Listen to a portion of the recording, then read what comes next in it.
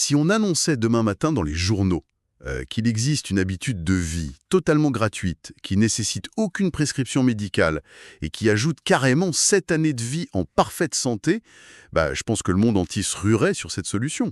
Ah bah ça, c'est une certitude. On verrait des ruptures de stock de partout si c'était une pilule. Grave. Sauf que, et c'est ça qui est dingue, hein, les données montrent que cette ordonnance miracle, elle existe bel et bien, c'est la spiritualité. Et c'est une statistique qui fascine la communauté scientifique depuis des décennies, tu sais. Les croyants vivent en moyenne 7 ans de plus que le reste de la population. 7 ans. C'est énorme quand on y pense. Mais bon, la science nous montre qu'il n'y a pas d'intervention magique là-dedans, on est d'accord? Absolument pas, non. L'analyse médicale démontre que la spiritualité, quelle que soit la religion ou la philosophie d'ailleurs, impose un cadre. Ça instaure des rythmes, des périodes de jeûne, des rituels de purification. Ouais, une sorte de discipline de vie, quoi. Exactement. Et surtout, ça forge une résilience mentale face à l'angoisse de la mort. Biologiquement parlant, tout cet ensemble, ça agit comme un véritable bouclier immunitaire et métabolique. Et c'est pile le point de départ de notre exploration approfondie d'aujourd'hui. On plonge au cœur d'un ouvrage extrêmement riche qui s'appelle « La santé devant soi », écrit par le docteur Frédéric Saldman. Un livre vraiment passionnant. Ah oui, fascinant. Et la mission de cette plongée, c'est de décortiquer une hypothèse vertigineuse. Et si les textes sacrés de l'Antiquité et les toutes dernières découvertes de la science médicale recommandaient en fait rigoureusement la même hygiène de vie? C'est toute la thèse de l'auteur, oui. Son approche est ultra pragmatique. Il part du principe que nos lointains ancêtres, ils n'avaient pas de laboratoire, pas de microscope, ni d'IRM. C'est clair, il faisait avec les moyens du bord. Voilà. Donc ils ont dû faire preuve d'une observation super minutieuse de la nature et de leur propre physiologie. Et ils ont encodé ces observations vitales dans des textes spirituels pour s'assurer qu'elles traversent les siècles. C'est une méthode de transmission hyper intelligente. Et ce qui est brillant avec le livre, c'est qu'il s'adresse à tout le monde. N'importe quelle personne qui veut reprendre le contrôle de son vieillissement sans se noyer dans un jargon clinique incompréhensible. Tout à fait. Aujourd'hui, la science moléculaire nous permet de comprendre enfin pourquoi ces règles anciennes fonctionnaient si bien. L'enseignement religieux, c'est de savoir comment on applique ce fameux bouclier dans notre quotidien hyper moderne. Et le point de départ du livre, c'est notre centre de commandement, le mental. Le cerveau, oui, l'ordinateur de bord. Exactement. Et il y a ce chiffre concernant notre dialogue intérieur qui m'a donné le vertige. Une simple minute passée à broyer du noir, à entretenir des pensées sombres, ça fait grimper le taux de cortisol de façon tellement brutale qu'il faut 5 heures au corps pour réparer les dégâts. C'est fou, hein? Ouais. Mais la biologie derrière ça est implacable. Le cortisol, on le surnomme souvent l'hormone du stress, mais il faut bien comprendre son mécanisme. C'est-à-dire, C'est pas juste mauvais par nature. Non, pas du tout. Quand il est libéré en grande quantité, son rôle premier, c'est de préparer le corps à une menace physique imminente. Imagine que tu dois fuir un danger. d'accord, le mode survie. Voilà.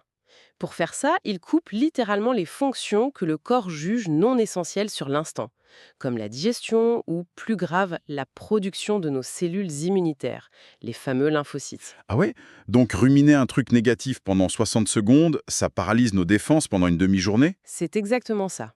Maîtriser son optimisme, c'est pas juste une notion de psychologie de comptoir ou de développement personnel bas de gamme. C'est une vraie intervention médicale préventive. Pour empêcher notre propre esprit de détruire notre système immunitaire, en gros. Absolument. Bon, j'entends bien l'argument sur la toxicité du stress chronique. Par contre, il y a un concept dans l'ouvrage qui va complètement à l'encontre de tout ce qu'on nous vend aujourd'hui. Tu penses au zéro stress. Ouais, exactement. On nous répète en boucle qu'il faut chercher la détente absolue, le zen permanent. Or, l'auteur affirme que l'absence totale de stress, c'est mortel. Comment un truc qui détruit nos cellules peut être vital en petite quantité? C'est le grand paradoxe de notre physiologie. En fait, le système immunitaire, faut le voir comme un muscle. Il a besoin de résistance pour ne pas s'atrophier. Donc si on le sollicite jamais, ils font. C'est ça. Le livre met en lumière un phénomène clinique très documenté qu'on appelle la maladie des loisirs. Ah oui, le fameux rhume fulgurant du samedi matin, dès que la pression retombe, ou les gens qui tombent malades pile le premier jour des vacances. Il disparaît d'un coup, le système immunitaire comprend qu'il a plus de défis à relever et paf, il baisse la garde, de manière drastique. C'est comme une forte verse. Si on subit jamais de petites attaques, les gardes finissent par s'endormir sur les remparts. Est-ce que c'est pour ça qu'évoluer sous cloche, c'est si dangereux? Tout à fait. C'est ce qui illustre le gradient immunitaire nord-sud dont parle l'auteur. Dans les pays très développés du Nord, les environnements sont hyper aseptisés. Tout est climatisé, nettoyé. La moindre contrainte physique a été effacée par le confort moderne. Exactement. Et le résultat, c'est qu'on observe une véritable explosion des maladies auto-immunes. Les cellules de défense s'ennuient tellement, faute de petits pathogènes à combattre, qu'elles finissent par attaquer le corps lui-même. Donc, l'idée de vivre dans une bulle, c'est une erreur fondamentale. Il nous faut une certaine dose de friction avec le monde. Oui, de l'engagement. L'auteur cite d'ailleurs une étude menée sur plus de 125 000 adultes concernant la marche. Ah oui, j'ai vu ça. Apparemment, marcher de façon erratique n'a pas les mêmes bénéfices que marcher avec un but précis. C'est fascinant, hein? L'intention modifie littéralement la biologie. L'étude montre que se déplacer pour aller travailler ou pour rejoindre un ami, ça génère des indicateurs de santé bien supérieurs à la simple promenade sans but. L'énergie vitale a besoin d'une direction, en fait. Voilà, le corps optimise ses ressources quand il comprend pourquoi il doit fournir un effort. C'est fou, donc si l'esprit a besoin de cette tension positive pour rester en alerte, on pourrait se demander s'il en va de même pour la machinerie interne.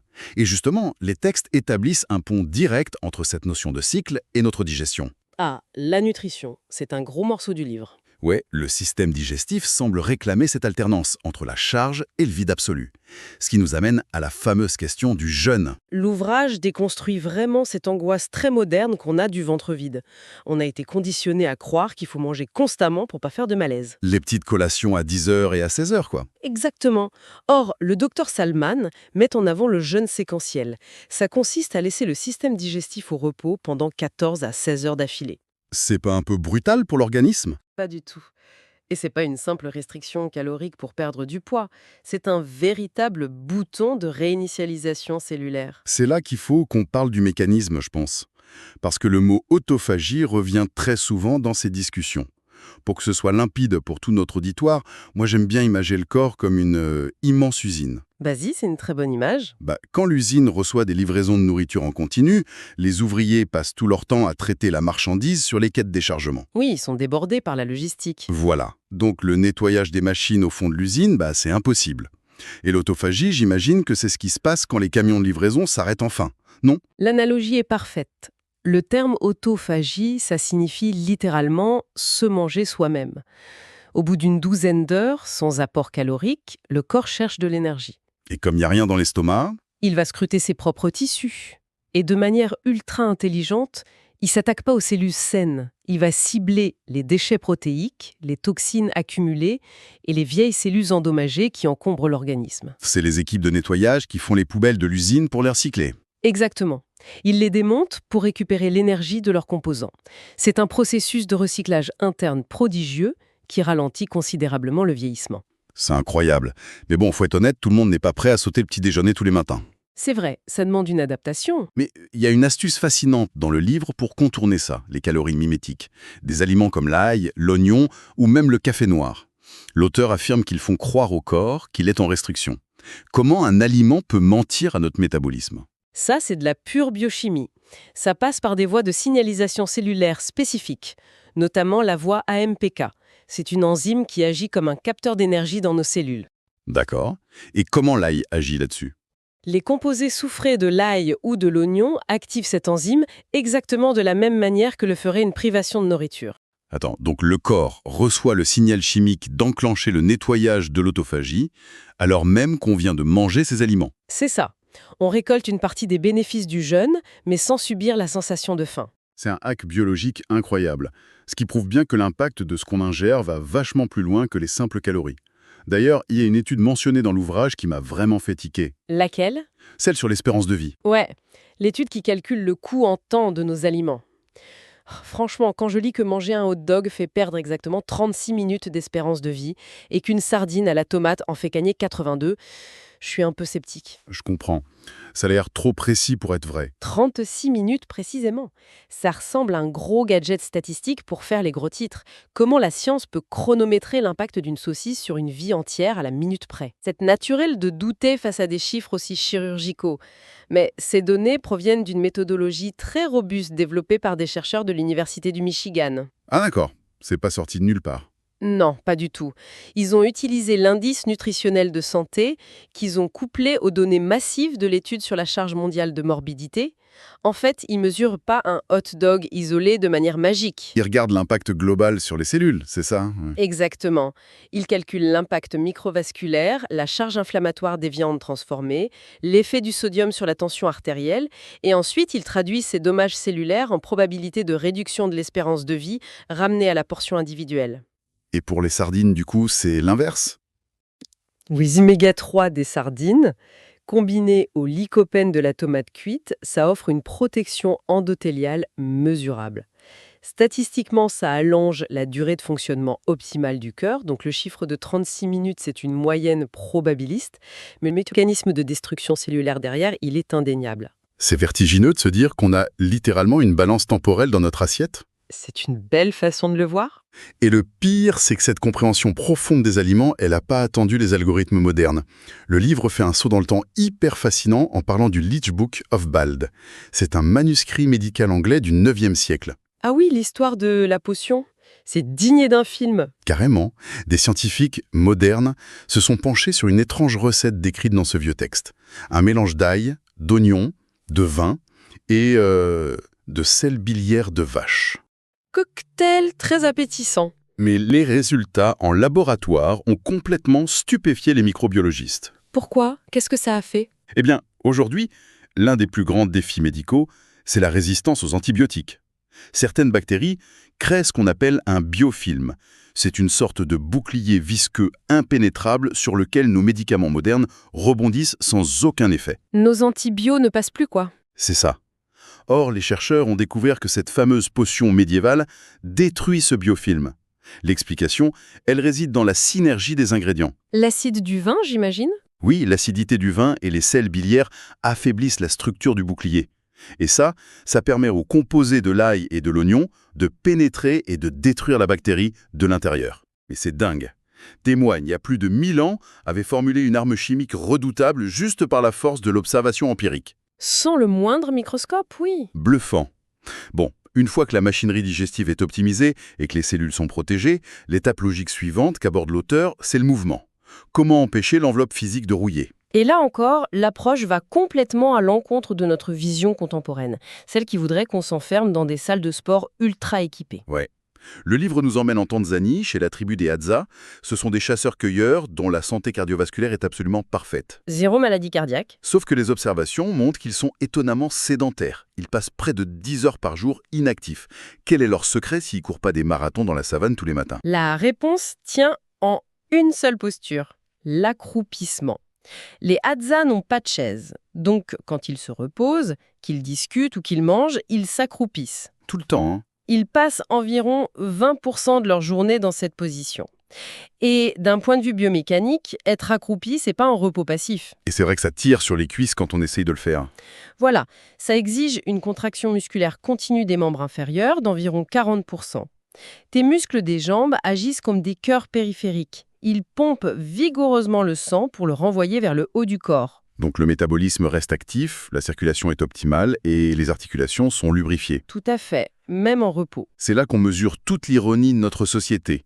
Nous, on passe nos journées le dos courbé, affalés sur des chaises soi-disant ergonomiques pour soulager notre corps. Et on atrophie nos muscles posturaux au passage. Exactement. Le sang stagne dans nos jambes. Et ensuite, on claque des fortunes en abonnement de fitness pour essayer de réparer frénétiquement les dommages causés par ce confort. L'auteur a une expression magique pour ça, le syndrome des fesses amorphes. Ça fait sourire, mais le danger est très sérieux. La sédentarité totale, c'est une véritable maladie chronique. C'est clair. Et pour contrer ça, l'auteur établit une posologie de mouvement très précise. 42 minutes d'exercice par jour sans interruption. Un chiffre extrêmement précis, encore une fois. Ouais, on pourrait presque croire à une référence au guide du voyageur galactique avec le chiffre 42. Mais sérieusement, est-ce que ce seuil a une vraie justification métabolique ou c'est juste pour encourager les gens à faire un peu plus d'une demi-heure ? La justification est purement biochimique. Les premières minutes d'un effort physique, elles puisent dans les réserves de sucre immédiatement disponibles dans le sang. C'est l'échauffement. Voilà. Ce n'est qu'après une certaine durée d'effort continu que le métabolisme bascule réellement. Il modifie son utilisation des carburants et déclenche la production de protéines réparatrices. Au-delà d'une trentaine de minutes d'effort ininterrompu, le muscle sécrète une molécule appelée interleukine 15. Interleukine 15. Et c'est quoi son rôle exact dans l'organisme? C'est une molécule messagère fascinante. Non seulement elle aide à réduire la graisse viscérale autour des organes, mais en plus, elle voyage dans le sang et communique directement avec notre peau. Ah, ça joue sur la peau, en plus. Oui, les recherches montrent que des niveaux élevés d'interleukine 15 stimulent les mitochondries des cellules cutanées. Ça réduit l'inflammation globale et ça épaissit le derme. C'est pour ça que le sport a un effet anti-âge si visible. Exactement. Ça va jusqu'à atténuer les rides du visage. Le mouvement continu agit comme un vrai sérum de jeunesse, mais de l'intérieur. Ce qui nous amène à la distinction fondamentale du livre. La différence entre l'âge chronologique, qui n'est que le nombre de tours qu'on a fait autour du Soleil, et l'âge biologique. Apparemment, notre véritable horloge interne se situe à l'extrémité de notre ADN. Oui, tout le secret de notre espérance de vie cellulaire réside dans les télomères. Les fameux télomères. Pour visualiser ça, on peut imaginer nos chromosomes comme des lacets de chaussures, c'est ça? C'est la meilleure image. Les télomères, ce sont les petits embouts en plastique à chaque extrémité qui empêchent le lacet de s'effilocher. À chaque fois qu'une cellule se divise, ces embouts raccourcissent un petit peu. Et la malbouffe, ou le stress, ça accélère le truc? Oui, la malbouffe, le stress chronique, l'immobilité, tout ça accélère l'usure de l'embout. Et quand il disparaît complètement, la cellule meurt ou devient sénescente, ce qui provoque le vieillissement général du corps. Mais du coup, le sport, ça répare ces embouts. Oui. L'exercice physique ou l'alternance thermique dont on va parler, ça stimule une enzyme appelée VAT-télomésase. Son rôle, c'est littéralement de reconstruire et de rallonger ces petits embouts en plastique. L'image du lacet rend le truc hyper clair. Bon, on a passé en revue notre mental, notre assiette, nos muscles, mais l'exploration de ces sources met en évidence un dernier pilier majeur, les rituels. La manière dont on commence et dont on termine nos journées? Exactement. Le matin, le livre met en lumière une pratique issue du Japon, le misogi, un rituel d'eau froide. La douche froide au réveil, pour être plus terre-à-terre. C'est vrai que ça demande une sacrée force de volonté. Mais la science moderne confirme cette intuition ancienne. S'exposer à une eau très froide pendant seulement 2 minutes, ça engendre une réaction en chaîne impressionnante. Genre quoi? Le choc thermique stimule la production massive de lymphocytes, nos globules blancs, et fait chuter les marqueurs inflammatoires dans tout l'organisme. Moi, j'imagine souvent ça comme un test d'effort imposé à nos vaisseaux sanguins. C'est une vraie salle de sport cardiovasculaire, mais sans bouger un seul muscle. C'est tout à fait ça. Le froid intense force tous les vaisseaux en surface à se contracter violemment pour ramener le sang chaud vers les organes vitaux, puis à se dilater une fois le rituel terminé. On entraîne l'élasticité de notre système circulatoire. C'est une vraie gymnastique vasculaire. Mais c'est aussi un choc neurochimique, tu sais. Ah oui, bien sûr. Au niveau des hormones, Oui, cette épreuve déclenche une libération massive d'endorphines et de noradrénaline. Les gens qui font ça s'injectent un antidépresseur naturel qui forge une discipline mentale pour affronter la journée. un redémarrage forcé de l'ordinateur en gros. C'est brutal, mais on repart à zéro. Voilà. Et l'auteur conseille aussi de jouer avec l'autre extrême thermique. Il suggère de boire de l'eau très chaude, autour de 54 degrés, dès le saut du lit. Une recommandation qui est au cœur de la médecine traditionnelle chinoise depuis super longtemps. Mais physiologiquement, il se passe quoi quand on avale de l'eau à cette température? L'eau chaude, ça agit comme un dilatateur naturel. À 54 degrés, elle permet d'ouvrir en douceur les voies biliaires pour chasser les toxines accumulées par le foie pendant la nuit. C'est le grand nettoyage du matin. Et en plus, la chaleur réveille le système nerveux entérique. C'est ce réseau complexe de neurones qui tapisse notre système digestif, notre deuxième cerveau, quoi. Et ça relance la machine. Mais ça relance le péristaltisme, c'est-à-dire les contractions de l'intestin sans agresser l'organisme.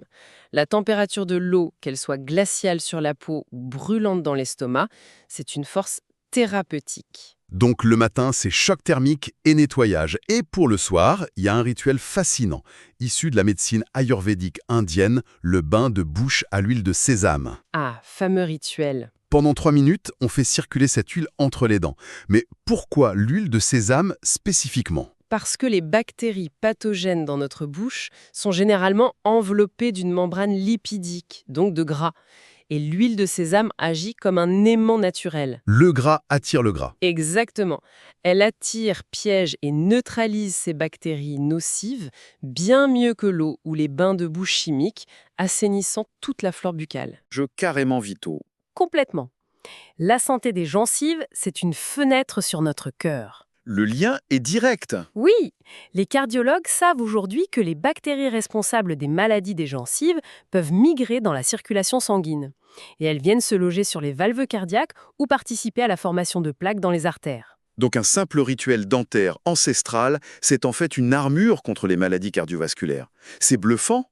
Et puisqu'on parle du soir et de la nuit, on est obligé d'aborder ce passage sur nos lits. Oh là là, oui.